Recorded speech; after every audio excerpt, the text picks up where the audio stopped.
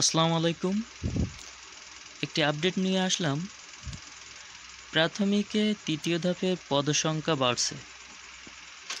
The daily campus একটি news করছে একটু আগেই যে প্রাথমিকে তৃতীয় ধাপের পদসংখ্যা বাড়ছে। তো চলুন বিস্তারিত জেনে নেই। সরকারি প্রাথমিক বিদ্যালয়ের সহকারী শিক্ষক নিয়োগের তৃতীয় ধাপের পদ সংখ্যা বাড়ছে।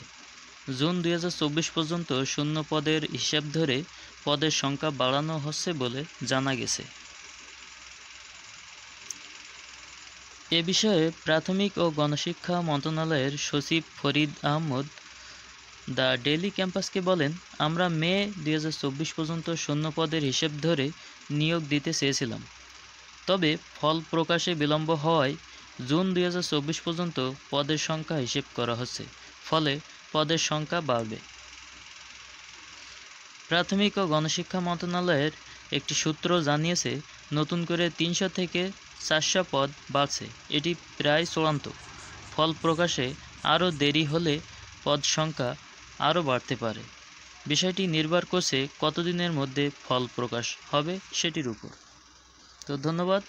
আপনারা যারা প্রাথমিকের তৃতীয় ধাপের ফল প্রত্যাশী তারা নিশ্চয়ই খুশি হবেন এই সংবাদটি পেয়ে। তো এই সমস্ত সকল আপডেট পেতে এই চ্যানেলটি সাবস্ক্রাইব করে সাথেই থাকুন। ধন্যবাদ।